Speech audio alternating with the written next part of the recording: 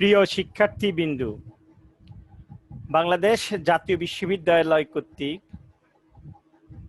Online ক্লাসের masters প্রিলিমিনারির রাষ্ট্রবিজ্ঞান বিভাগের course code 411911 Bangladesh constitution and government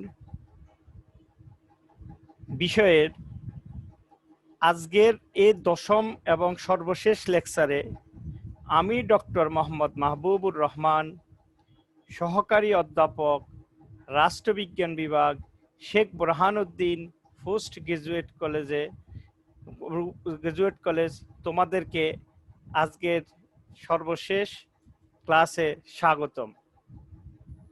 আজকের ক্লাসে আমাদের ক্লাস টাইটেল হচ্ছে দ্য কনস্টিটিউশনাল বডিজ এর অর্থাৎ সাংবিধানিক প্রতিষ্ঠানের একটা অংশ আমরা নবম ক্লাসে আলোচনা করেছি, আর বাকি যে অংশ তিনটা প্রতিষ্ঠান BPSC, Bangladesh public service commission, যাকে বাংলাদেশ সরকারি কর্ম কমিশন বলা হয়, IC information commission, and HRC human rights commission, এই তিনটা কমিশন আজকে আমাদের ক্লাসের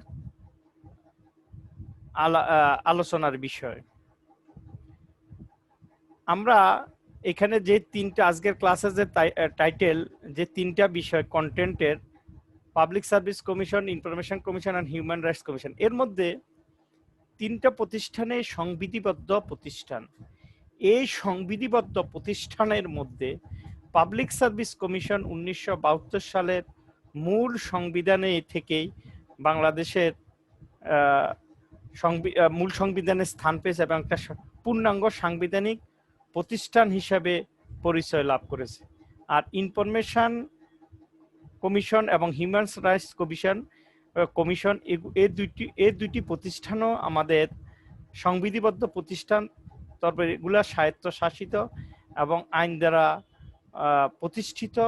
এগুলা একবারে পূর্ণাঙ্গ সাংবিধানিক বা সংবিধানে এদেরকে পূর্ণাঙ্গ অবস্থানে নেই। আইন দ্বারা সংবিধিবদ্ধ প্রতিষ্ঠান এবং নতুন প্রতিষ্ঠান, দুটো প্রতিষ্ঠানে রিসেন্টলি 2009 সালের দিকে আমাদের এখানে এসেছে, আমরা আলোচনা করব। এখন আমরা বরাবরের মতে আজকেও রেফারেন্স এবং সিলেক্ট বইয়ের কথা প্রথমেই বলে যাচ্ছি। আমাদের যে আজকের বই বাংলাদেশের constitutional development in Bangladesh, Dilara সর্দির, এবং বাংলাদেশের দুই তিনটা কনস্টিটিউশনে দেখতে হয়েছে, কারণ 72 সালের সংবিধানে পিএসসি ছিলেন একরকম, আবার পরবর্তীতে পঞ্চম সংশোধনীর পর 1977 সালের প্রেসিডেন্ট অর্ডারের মাধ্যমে পিএসসির গঠন আরেক রকম হয়েছে। এজন্য আমরা মূল সংবিধানের সাথে অন্য সংবিধানকেও এখানে আলোচনা করতে হয়েছে সংশোধনী অনুযায়ী। তারপরে আলোচনা করতে আমরা হয়েছে constitutional law of Bangladesh, Mahmudul ইসলামের এই বইটি, আব্দুল হালিমের এই বইটি, এবং আমাদের উদাহরণ হিসাবে বিভিন্ন কনস্টিটিউশনাল ডেভেলপমেন্ট বা আমাদের রাজনৈতিক যে প্রেক্ষাপট, এটা বোঝার জন্য আমরা Bangladesh politics, problems and issues, Rounaq Jahan ম্যাডামের এই বইটিও দেখেছি। আর বাংলা বইগুলোর মধ্যে বরাবরই আমরা হারুন স্যারের বইটি, বাংলাদেশের রাজনীতি ও সরকারের শাসনতান্ত্রিক উন্নয়ন, পরিণতি ও সুশাসন, সিভিক্স অ্যান্ড গুড গভর্নেন্সের first and second paper, Odud Bhuiyan sir এবং মোজাম্মেল হক স্যারের এই দুইটা বইও দেখেছি, এবং আমাদের ব্যারিস্টার আব্দুল হালিমের বাংলা বইটাও দেখেছি। এই হচ্ছে যে শাহ আলম স্যারের বাংলাদেশের সাংবিধানিক ইতিহাস, সংবিধানের সহজ পাঠ, এখানে ওনার আরো একটা বই আছে, ওটার সাথেই আমরা এগুলা দেখেছি। এগুলা মূলত সংবিধান নিয়ে, দেশের আইন নিয়ে আলোচনা করেছে এবং ওই অংশটুকু আমরা আলোচনা করেছি। হ্যাঁ, এই যে আমাদের বইগুলো বরাবরের মূল সংবিধান, ত্রয়োদশ সংশোধনী পর্যন্ত এই সংবিধান, মাহমুদুল ইসলামের এই বই, Bangladesh constitutional law of Bangladesh, Dilara চৌধুরীর বই, আর এই যে ইন্টারমিডিয়েট বা লেভেলের বই হলো তথ্যবহুল, এই দুইটা বই, এবং ইয়ের বইটা মিস্টার আব্দুল হালিমের এবং রনক জাহান ম্যাডামের Bangladesh politics problems and issues, এই বইটাও আমরা এখানে দেখেছি।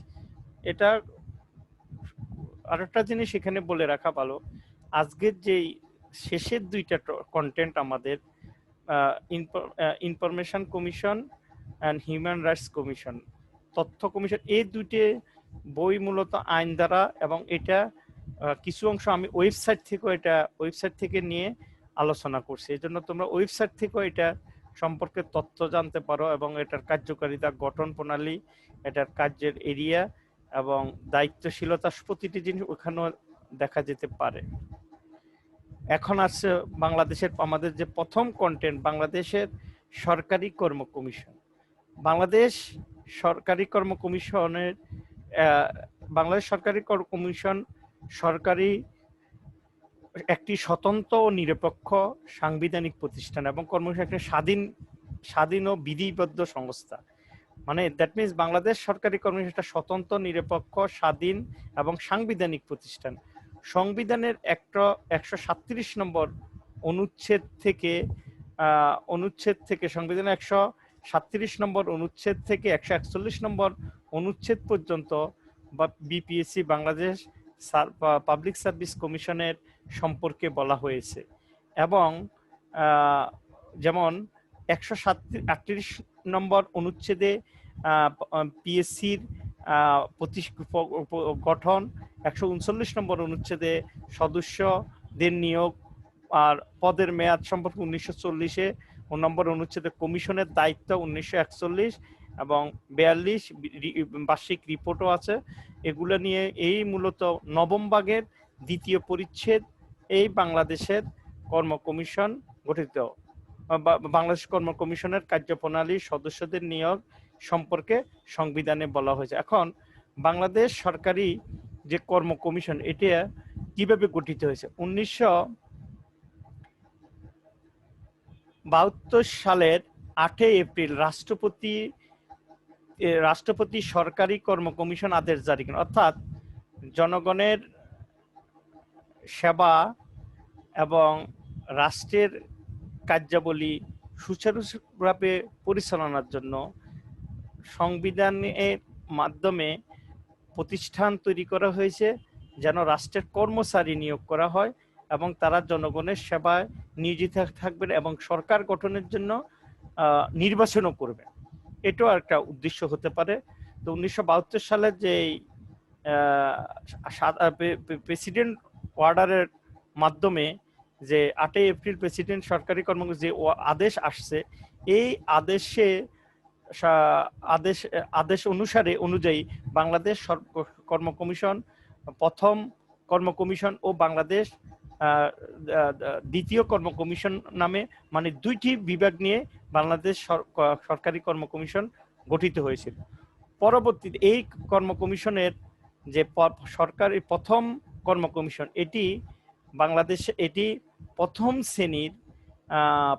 শ্রেণী এবং দ্বিতীয় শ্রেণীর গেজেটেড কর্মকর্তাদের বাছাই, নিয়োগ, বদলি, পদোন্নতি সংশ্লিষ্ট কাজে দায়িত্ব ছিলেন। এবং দ্বিতীয় যে কর্ম কমিশন, এই কর্ম কমিশনটার দায়িত্ব ছিল তৃতীয় এবং চতুর্থ শ্রেণীর নন গেজেটেড কর্মচারীদের বাছাই, নিয়োগ, বদলি, তারপরে পদোন্নতি সংশ্লিষ্ট অন্যান্য বিষয় দেখাশোনার জন্য। পরবর্তীতে 1977 সালের 28শে নভেম্বর রাষ্ট্রপতি 57 নং আদেশ বলে দুটি কর্ম কমিশনের পরিবর্তে একটি কর্ম কমিশন গঠিত হয়। নবগঠিত কমিশনের নাম দেওয়া হয় বাংলাদেশ পাবলিক সার্ভিস কমিশন। 1977 সালের 22শে ডিসেম্বর থেকে এই কর্ম কমিশন কার্যকর থাকে এবং যা এখনো বলবৎ আছে। এখন বাংলাদেশ কর্ম কমিশনের প্রধান কেন্দ্র ঢাকা, এছাড়াও আরো 7টি কেন্দ্র আছে, বিশেষ করে বিভাগীয় শহরগুলোতে। এগুলোর মাধ্যমে বা কর্ম কমিশন লোক যাচাই বাছাই করে থাকে এবং নিয়োগ প্রক্রিয়া করে থাকে, নিয়োগের জন্য আবেদন নিয়ে থাকে। প্রিলিমিনারি থেকে শুরু করে রিটেন, ভাইবা, চূড়ান্ত ফলাফল, পুলিশ ভেরিফিকেশন, মেডিকেল টেস্ট সম্পূর্ণটাই মূলত একটা সরকারি কর্মচারীর নিয়োগের সর্বোচ্চ প্রথম শ্রেণীর যে নবম গ্রেডের যে নিয়োগ, দশম গ্রেডেরও নিয়োগ, সেকেন্ড ক্লাস নন গেজেটেড, আবার বর্তমানে শুধু কেবলমাত্র বিসিএস থেকে না, বিসিএস নন ক্যাডার বিসিএস এর নন ক্যাডার পদও সৃষ্টি হয়েছে শাহাদাত কমিশনের শাহাদাতের সময় থেকে। এসসি চেয়ারম্যান দ্যাট মিনস খুব সম্ভবত 28 বিসিএস থেকে সেকেন্ড শ্রেণীর বা নন গেজেটেড দ্বিতীয় শ্রেণীর এনবিআর এর রাজস্ব কর্মকর্তা, প্রাইমারি হেড প্রধান শিক্ষক, প্রাথমিক শিক্ষা অফিসার, তারপর এরকম অনেক দ্বিতীয় শ্রেণীর হাই স্কুলের শিক্ষক নিয়োগ দেওয়া হচ্ছে। তাহলে এখন বাংলাদেশের কর্ম কমিশনের যে গঠন, এটা সংবিধানের 137 নং অনুচ্ছেদে বলা হয়েছে যে আইনের দ্বারা বাংলাদেশের জন্য এক বা একাধিক সরকারি কর্ম কমিশন প্রতিষ্ঠার বিধান করা যাবে এবং একজন সভাপতি ও আইনের দ্বারা যেরূপ নির্ধারিত হবে সেইরূপ অন্যান্য সদস্যকে নিয়ে প্রত্যেক গঠতে হবে। আচ্ছা, সংবিধানের 138 নম্বর অনুচ্ছেদে বলা হয়েছে প্রত্যেক সরকারি কর্ম কমিশনের সভাপতি অন্যান্য সদস্য রাষ্ট্রপতি কর্তৃক নিযুক্ত হবেন। অর্থাৎ কর্ম কমিশনের সদস্য এবং চেয়ারম্যান ওনারা রাষ্ট্রপতি কর্তৃক নিযুক্ত হবেন এবং এনাদেরও শপথ আছে, সাংবিধানিক পদ। সুপ্রিম কোর্টের বিচারপতিদের ন্যায় ওনাদের পদমর্যাদা বা সুযোগ সুবিধা ভোগ করবেন। তবে সত্য থাকে যে প্রত্যেক কর্ম কমিশন যতদূর সম্ভব অর্ধেক বা অর্ধেকের কম নয় সংখ্যক সদস্য এমন ব্যক্তিগণ হবেন যারা 20 বছর অর্থাৎ 20 বছর বা তার চেয়ে বেশি বাংলাদেশের রাষ্ট্রীয় সীমানার মধ্যে যে কোনো সময় কার্যরত কোনো কর্মের কোনো পদে অধিষ্ঠিত ছিলেন। এখন আরেকটা বিষয় দেখার হচ্ছে বাংলাদেশ কর্ম কমিশনের যে সদস্যের সংখ্যা কত হবে। রাষ্ট্রপতির 57 নং অধ্যাদেশ অনুযায়ী কর্ম কমিশনের সভাপতি সহ অন্যান্য সদস্যের সংখ্যা সর্বনিম্ন 6 জন, মানে একজন সভাপতি আর এর বাহিরে 5 জন, সর্বোচ্চ 15 জন, মানে সর্বনিম্ন 6 জন সভাপতি এবং সর্বোচ্চ 15 জন সদস্য হতে পারে, এর মধ্যে একজন সভাপতি হবে।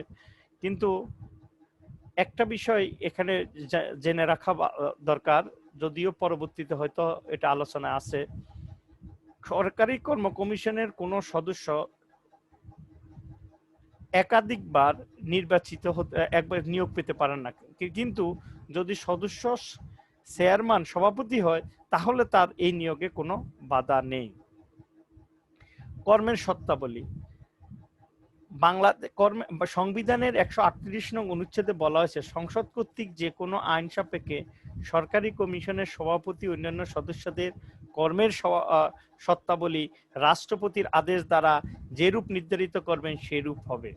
এটা হচ্ছে তাদের কর্ম, মানে রাষ্ট্রপতি তাদের আদেশ দ্বারা কর্ম কমিশনের সদস্যদের বা কর্ম কমিশন প্রতিষ্ঠানের কার্যকারিতা বা কার্যক্রম পরিচালিত হবে।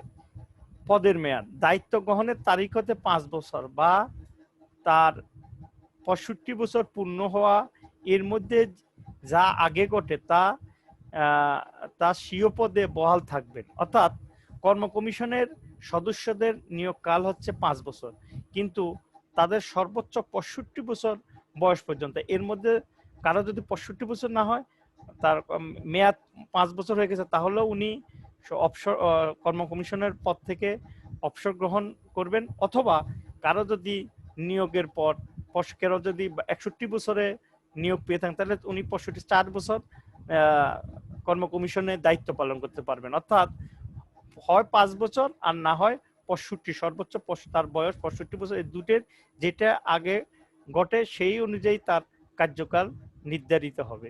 সুপ্রিম কোর্টের বিচারক যেরূপ কারণে পদ থেকে অপসারিত হতে পারেন সেইরূপ কারণে কর্ম কমিশনের সভাপতি অন্যান্য সদস্য পদ থেকে অপসারণ। আচ্ছা, এখানে একটা জিনিস, সুপ্রিম কোর্টও সাংবিধানিক প্রতিষ্ঠান এবং কর্ম কমিশনের এই যে সভাপতি এবং সদস্য এনারাও সাংবিধানিক প্রতিষ্ঠানও এখানে নিয়োজিত।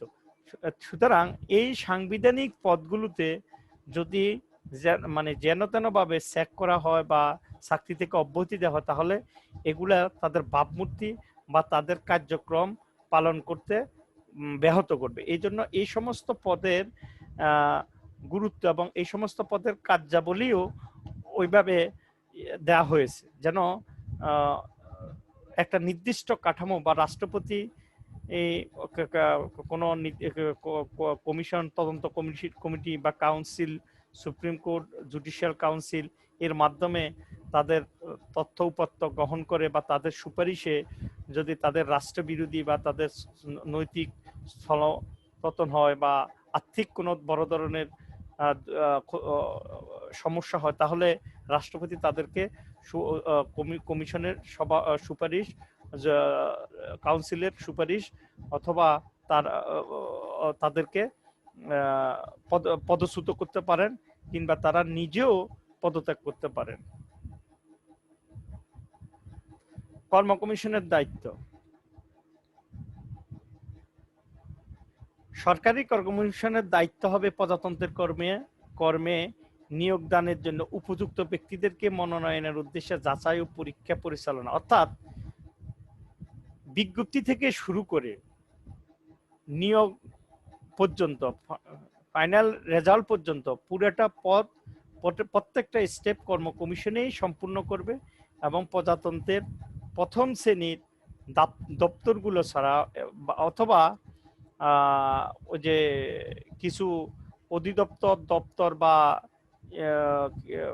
স্বায়ত্তশাসিত প্রতিষ্ঠান যেমন ইউনিভার্সিটিগুলো, তারপরে শিক্ষা বোর্ডগুলো কিংবা ওই যে এই যে কমিশনগুলো, এগুলার নিয়োগ ছাড়া এখন আবার দেখা যাচ্ছে অনেক কমিশনও, যেমন নির্বাচন কমিশনে পিএসসি থেকে নন ক্যাডার পাস ক্লাস বা আগেও নির্বাচন, প্রথম যে উপজেলা নির্বাচন নিয়োগ দেওয়া হয়েছে ওগুলো কর্ম কমিশন থেকেই নিয়োগ দেওয়া হয়েছে। তাহলে মূল কথাটা হচ্ছে বাংলাদেশের নিয়োগ প্রক্রিয়ায় প্রজাতন্ত্রের প্রথম শ্রেণীর নিয়োগ প্রক্রিয়া সবচেয়ে বেশি দায়িত্ব পালন করে থাকে বাংলাদেশ কর্ম কমিশন।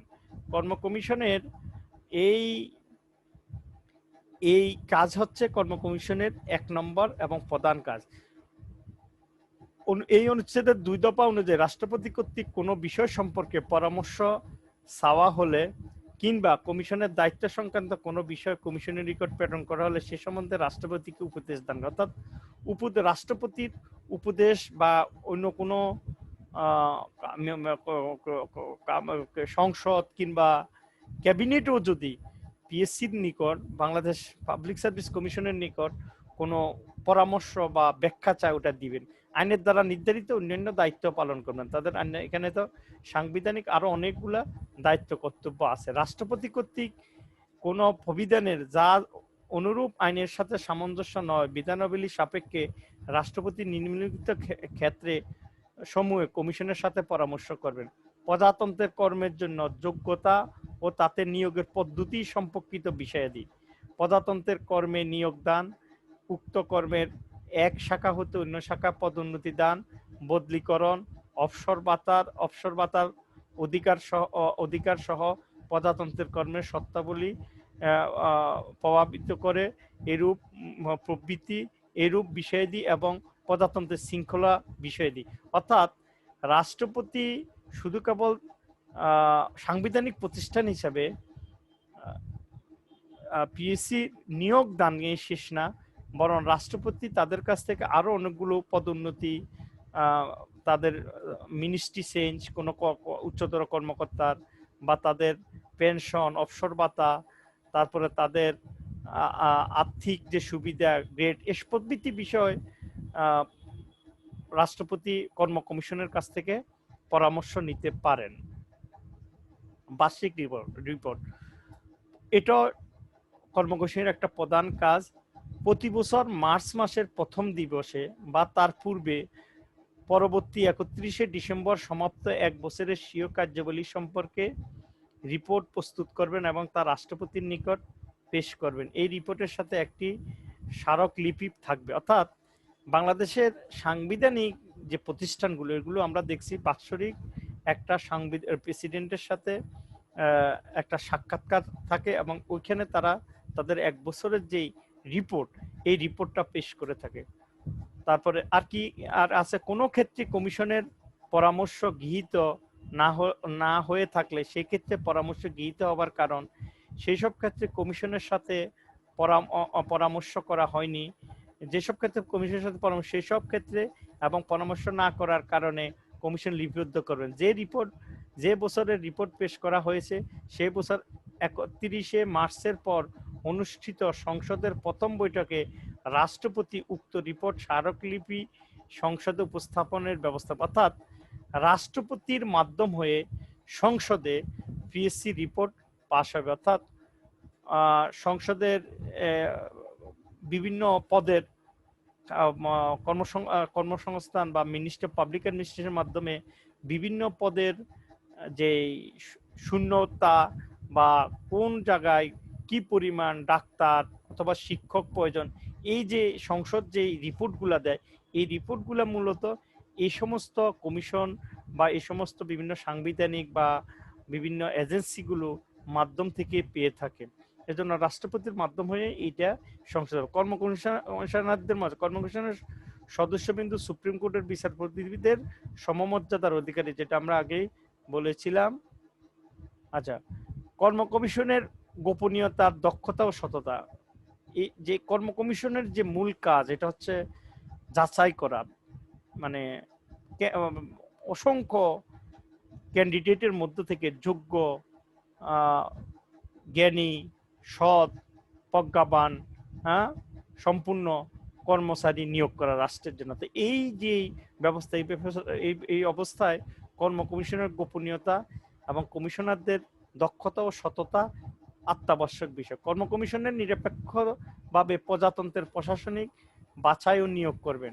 কর্ম কমিশন ধর্ম, বর্ণ, গোত্র, নারী, পুরুষ কোনো ভেদাভেদ না করে সম্পূর্ণভাবে মেধা ও যোগ্যতার ভিত্তিতে কর্মচারী বাছাই করবেন। কর্ম কমিশন মেধাবী ও যোগ্যদের কর্মচারী হিসেবে বাছাই ও নিয়োগ দেওয়ার জন্যই তাদের কাজে কর্মে গোপনীয়তা বজায় রাখে।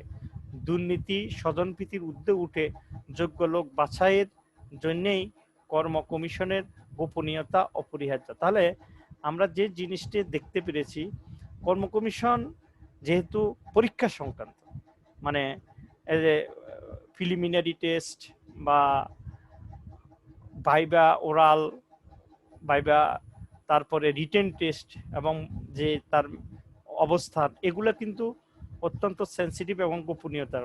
কিন্তু বর্তমানে খুব সম্ভবত শাহাদাত কমিশন থেকে, শাহাদাতের সময় থেকে পিএসসির 28 বা 29 বিসিএস থেকে কোনো ক্যান্ডিডেট যদি তার নাম্বার, তার বিষয়ের সম্পর্কে জানতে চায়, তার প্রাপ্তি, তাহলে তার মেধার অবস্থান, তাহলে সে নির্দিষ্ট প্রসেস অনুসরণ করে এগুলো জানতে পারে। তাহলে বাংলাদেশ কর্ম কমিশন নিঃসন্দেহে একটি সাংবিধানিক বড় প্রতিষ্ঠান, যে প্রতিষ্ঠানের মাধ্যমে প্রজাতন্ত্রের কর্মচারী নিয়োগের জন্য যাচাই বাছাই যোগ্যতা অনুযায়ী মানে লিস্ট তৈরি করতে পারে এবং রাষ্ট্রপতির দেয়া অন্যান্য যে কাজ, রাষ্ট্রপতির কাছ থেকে ক্ষমতা পেয়ে তারা অন্যান্য যে সমস্ত কর্ম এগুলা করে থাকে এবং তারা রাষ্ট্রপতির নিকট বাৎসরিক মার্চ মাসে তাদের একটা রিপোর্ট প্রদান করে। এই রিপোর্টের মাধ্যমে জাতির তাদের কাজকর্ম সংসদের মাধ্যমে আবার জানতে পারে। এ হচ্ছে আমাদের মূলত বাংলাদেশ কর্ম কমিশনের বিষয়। তারপর হচ্ছে তথ্য অধিকার আইন। এখন গণপ্রজাতন্ত্র এই তথ্য অধিকার আইন, তথ্য কমিশন মূলত তথ্য অধিকার আইনের থেকেই উদ্ভূত হয়েছে। অর্থাৎ এই কমিশনগুলো, যেমন দুর্নীতি দমন কমিশন, মানবাধিকার কমিশন, এই কমিশনগুলো মূলত আইনের ভিত্তিতেই হয়েছে। গণপ্রজাতন্ত্রী বাংলাদেশ সরকারের তথ্যে অবাধ প্রবাহ এবং জনগণের তথ্য অধিকার নিশ্চিত করার নিমিত্তে প্রধান কারণের লক্ষ্যে 2009 সালের 6 এপ্রিল তথ্য অধিকার আইন 2009 পাশ করে। আচ্ছা, কেন তথ্য অধিকার আইনটা কিভাবে আসছে এটার ব্যাকগ্রাউন্ডটা আমরা একটু জেনে নিই। খ্রিস্টপূর্ব 60-27 সময়কাল রোমান সম্রাট জুলিয়াস সিজারের আমলে তথ্য অধিকারের ধারণা বিকশিত। যার মানে তথ্য অধিকারের ধারণা অনেক পুরাতন, রোমান সম্রাটদের রোমান যুগ থেকে।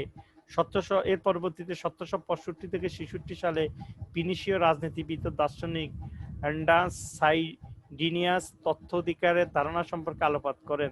তবে তথ্য অধিকার বিষয়টি আইনে পরিণত হয় সর্বপ্রথম সুইডিশ পার্লামেন্টে। 1766 সালে সর্বপ্রথম সুইডিশ পার্লামেন্টে ordinance on freedom of writing and role of the press নামে আইনটি পাস করে। এরপর 1966 সালের 4 জুলাই মার্কিন যুক্তরাষ্ট্রে, 1905 সালে ব্রিটিশ ভারতে, 2000 সালে গ্রেট ব্রিটেনে, 2005 সালে জার্মানিতে, 2010 সালে পাকিস্তানে এবং 2009 সালে বাংলাদেশের তথ্য অধিকার আইন পাশ হয়। এখন এই তথ্য অধিকার আইন পুরাতন হলো সংবিধানে বা তথ্যের আমাদের নিকট পৌঁছেছে অনেক পরে, যেটা আমরা দেখেছি যে বিশেষ করে আমাদের এই এলাকায় যে বাংলাদেশ 2009, পাকিস্তান 2010, গ্রেট ব্রিটেন 2005। এজন্য তথ্য মূলত নাগরিকের একটা মৌলিক অধিকার। নাগরিক বিভিন্ন প্রয়োজনে তার অধিকার, তথ্য অধিকার সম্পর্কে জানতে পারে। এজন্য আমরা দেখতে পারি কি কি তথ্য নাগরিক জানতে পারে এই সম্পর্কে আমরা একটু দেখতে পারি। প্রত্যেক কর্তৃপক্ষের কাছে তথ্য অধিকার আইন 2009-এর 6 ধারা অনুযায়ী বাংলাদেশের যে কোনো নাগরিক নিম্নলিখিত তথ্যসমূহ পাওয়ার অধিকার সংরক্ষণ করে। আমরা সংক্ষেপে যেটা বলতে চাচ্ছি, প্রত্যেক কর্তৃপক্ষ তাদের গৃহীত সিদ্ধান্ত, কার্যক্রম কিংবা সম্পাদিত বা প্রস্তাবিত কর্মকাণ্ডে সকল তথ্য নাগরিকের নিকট সহজলভ্য করার জন্য সূচিপত্র করে প্রকাশ ও প্রচার করবে। তথ্য প্রকাশ ও প্রচারের ক্ষেত্রে কোনো কর্তৃপক্ষ কোনো তথ্য গোপন করতে বা সহজলভ্যতাকে সংকুচিত করতে পারবে না।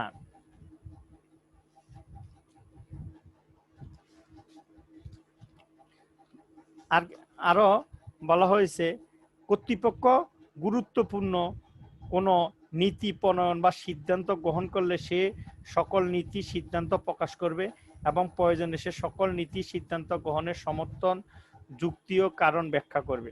কর্তৃপক্ষ কর্তৃক প্রণীত প্রতিবেদন বিনামূল্যে সর্বসাধারণের পরিদর্শনের জন্য সহজলভ্য করতে হবে এবং এর কপি নামে মাত্র মূল্যে বিক্রয়ের জন্য মজুদ রাখতে হবে। কর্তৃপক্ষ কর্তৃক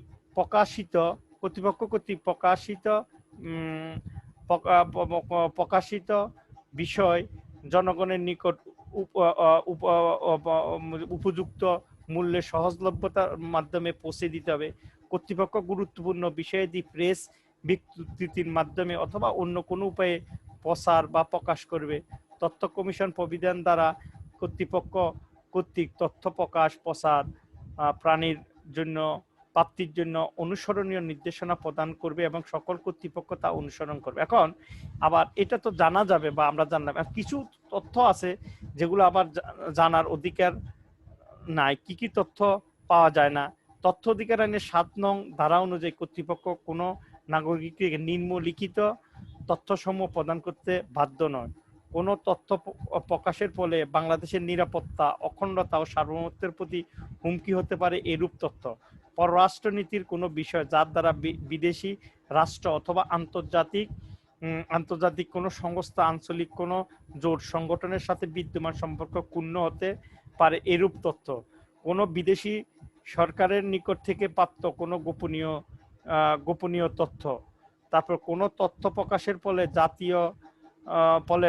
তৃতীয় পক্ষের বুদ্ধিভিত্তিক সম্পদের অধিকারী ক্ষতিগ্রস্ত হবে। এইরূপ বাণিজ্যিক বা ব্যবসায়িক অন্তর্নিহিত গোপনীয় বিষয়ের কপিরাইট, বুদ্ধিবৃত্তিক সম্পদ, ইন্টেলেকচুয়াল প্রপার্টি রাইট যাকে বলা হয়, এই সম্পর্কিত কোনো তথ্য কর্তৃপক্ষ যা দিবে না বা জনগণ আশা করতে পারে না। কোনো তথ্য প্রকাশের ফলে কোনো বিশেষ ব্যক্তি বা সংস্থা লাভবান বা ক্ষতিগ্রস্ত করতে পারে, এইরূপ তথ্য প্রকাশ করবে না।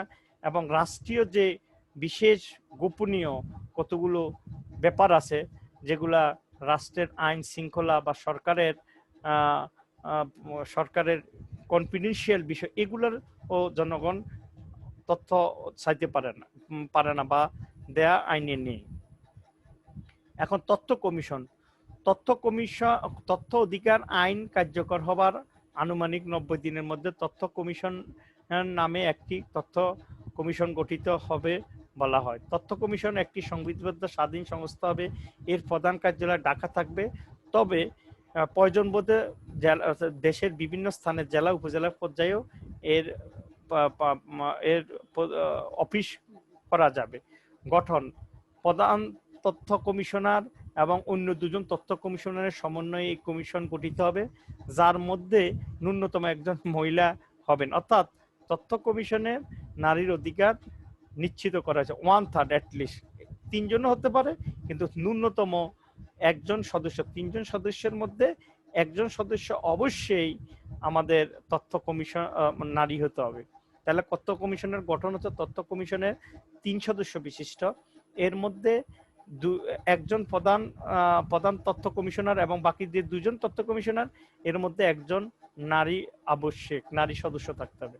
কাজ: কোনো কর্তৃপক্ষ বা কর্তৃক দায়িত্বপ্রাপ্ত নিয়োগ না করা কিংবা তথ্যের জন্য অনুরোধপত্র গ্রহণ না করলে, কোনো তথ্য সে না পেলে, কোনো তথ্যের জন্য অযৌক্তিক অর্থ দাবি করলে, অসম্পূর্ণ তথ্য প্রদান করলে, প্রদত্ত তথ্যের বিভ্রান্তি মনে হলে কোনো ব্যক্তি তথ্য কমিশনের নিকট অভিযোগ দায়ের করতে পারে। আচ্ছা, মানে কোনো ব্যক্তি, নাগরিক যদি কোনো কর্তৃপক্ষ কর্তৃক দায়িত্ব প্রাপ্তির নিয়োগ না করে কিংবা তথ্যের জন্য অনুরোধপত্র গ্রহণ না করলে, তাহলে ওই ক্ষতিগ্রস্ত ব্যক্তি বা সে তার ওই বিষয় সম্পর্কে সামক্ষ্য ধারণার জন্য, ক্লিয়ার এর জন্য তথ্য কমিশনের কাছে বা তথ্য জানতে পারে। তবে তথ্য কমিশন স্বপ্রণোদিত হয়েও এই আইনের অধীন কোনো বিষয় বা অভিযোগ সম্পর্কে অনুসন্ধান করতে পারবে। কোনো অভিযোগ অনুসন্ধানকালে তথ্য কমিশনের কোনো কর্তৃপক্ষের নিকট যে কোনো তথ্য সারজমিনে তদন্ত করতে পারবেন। অর্থাৎ তথ্য কমিশনের যে ক্ষমতা, এই ক্ষমতায় অভিযোগ অনুসন্ধান এবং কর্তৃপক্ষ সরজমিনে তদন্ত পর্যন্ত করতে পারে। অর্থাৎ বাংলাদেশের সংবিধানের 7 ধারায় রাষ্ট্রের মালিক জনগণ, এবং জনগণ তার বাক স্বাধীনতা, মেধা বৃত্তি এবং তার মতামত প্রকাশের অধিকার, এবং সে তার রাষ্ট্রের সম্পর্কে, যেহেতু রাষ্ট্রের জনগণই হচ্ছে রাষ্ট্রের মালিক, এবং এই জন্য রাষ্ট্র কর্তৃক জনগণকে তার মৌলিক এবং মানবীয় প্রয়োজনীয় বা তার বুদ্ধিবৃত্তিক উন্নয়নের জন্য যে বিষয়গুলো দরকার, এই বিষয়গুলো প্রদান করবে। এটা হচ্ছে রাষ্ট্র কর্তৃক একটা বড় ধরনের দায়িত্ব। আর এই দায়িত্বের মধ্যে তথ্য একটা বড় ধরনের, ইনফরমেশন ইজ পাওয়ার, যেটাকে এখন বলা হয়।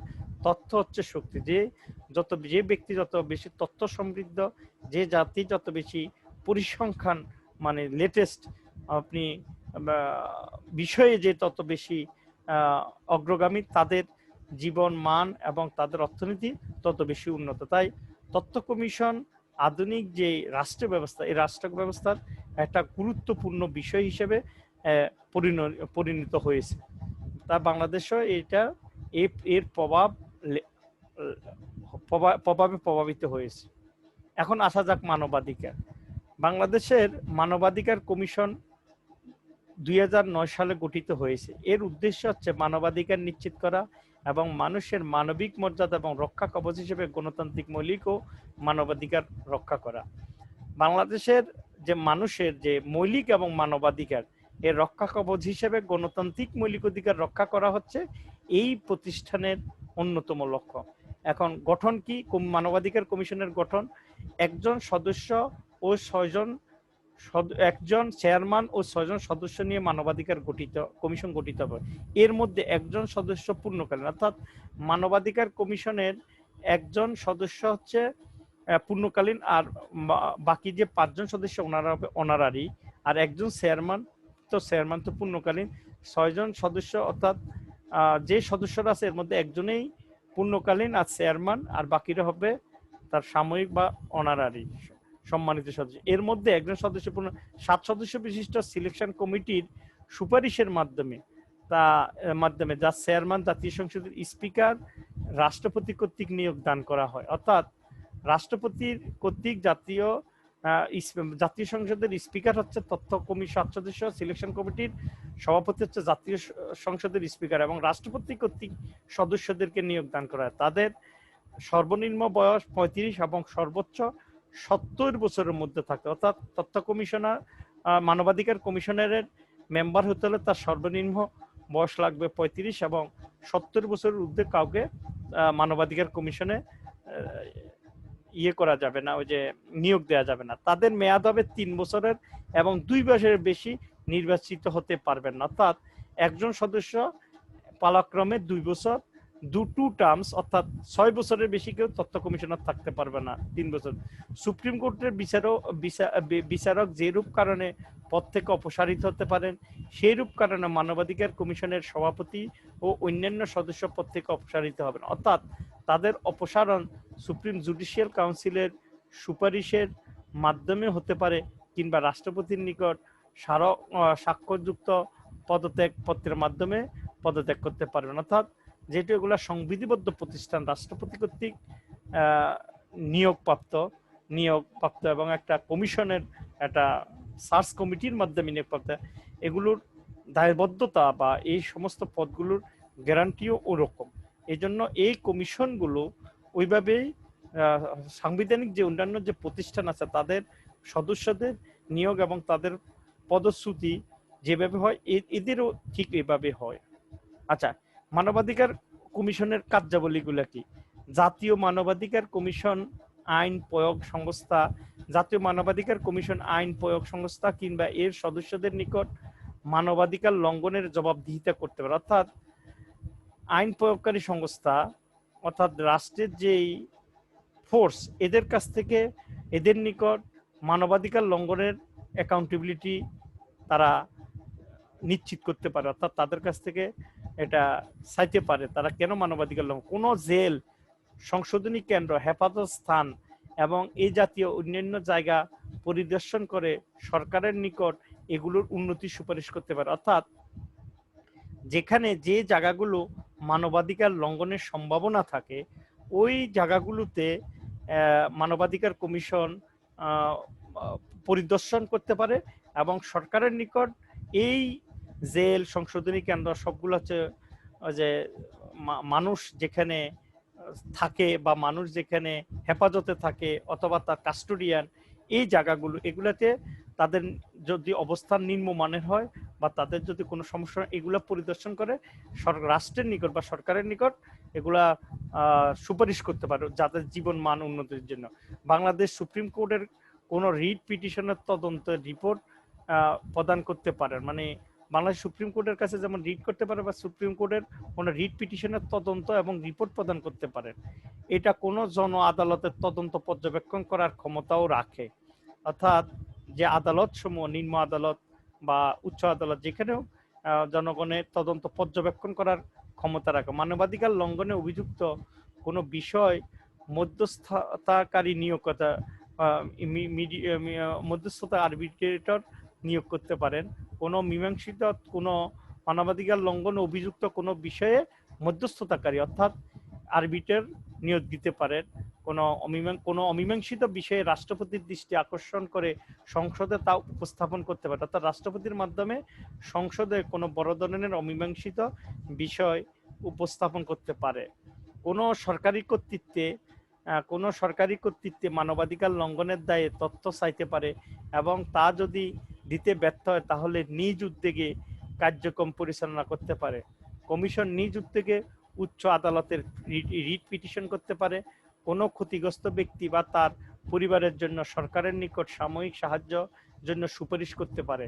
কমিশন তদন্তের রিপোর্টে আংশিক প্রকাশ করে নিজের দায়িত্ব প্রকাশ করতে পারে। সর্বোপরি সাক্ষ্য প্রদানকারী অবস্থা ও নিরাপত্তা দিতে পারে। এই হচ্ছে আমাদের মূলত বাংলাদেশ তথ্য কমিশন এর কার্যাবলী, মানবাধিকার কমিশনের কার্যাবলী। এখন মানবাধিকার একটা ইউনিভার্সাল ডিক্লারেশন আছে, এবং যেটা তাছাড়া আমাদের এইখানে সংবিধানেও মানবাধিকার, মৌলিক অধিকার, মানবাধিকারের স্বীকৃতি আছে। তথাপি মানবাধিকারকে আরো জোরালো, আরো নিশ্চিত করার জন্য মানবাধিকার কমিশনও গঠন করা হয়েছে, এবং এই গঠনের ভিত্তিতে অনেক ক্ষেত্রে জনগণ তাদের ন্যায্যতা বা তার ভয়ভীতি ঊর্ধ্বে উঠে এই সমস্ত কমিশন বা এই সমস্ত জনবান্ধব পিপল, জনবান্ধব বা জনগণের হেল্পিং হ্যান্ড বা জনগণেরকে প্রণোদনা, যে সমস্ত প্রতিষ্ঠান, এদের মাধ্যমে তারা উপকৃত হতে পারে। তাহলে আমরা আজকে যেই তিনটা বিষয়ে আলোচনা করছি, একটা করেছি বাংলাদেশ পাবলিক সার্ভিস কমিশন এর গঠন প্রণালী, এর কার্যাবলী, জবাবদিহিতা বা তাদের গোপনীয়তা, এবং যে দ্বিতীয় যে আমরা টপিকসটা আলোচনা করছি সেটা ছিল বাংলাদেশ এর তথ্য কমিশন, যেটা আইন দ্বারা প্রতিষ্ঠিত তথ্য কমিশন গঠন এবং তথ্য কমিশন কি কাজ করে সংক্ষেপে এটা, এবং সর্বশেষ আমরা যে টপিকসটি আলোচনা করছি সেটা ছিল বাংলাদেশের মানবাধিকার কমিশন, এটা এবং এটার কার্যাবলী। এটা মূলত আমি ওই তেমন থেকে ওই একটা ইংলিশের থেকেই এগুলা ওয়েবসাইট থেকে ইংলিশ থেকে বাংলা করে নিচ্ছি তোমাদের সুবিধার জন্য, তোমরা এগুলা ভালোভাবে দেখে নেবে। এখন আজকে যেহেতু আমাদের শেষ ক্লাস, আমরা আবার আমাদের এই 10টা ক্লাস বা আমাদের এই কোর্সটাকে আবার একটু রিভিউ দিতে পারি।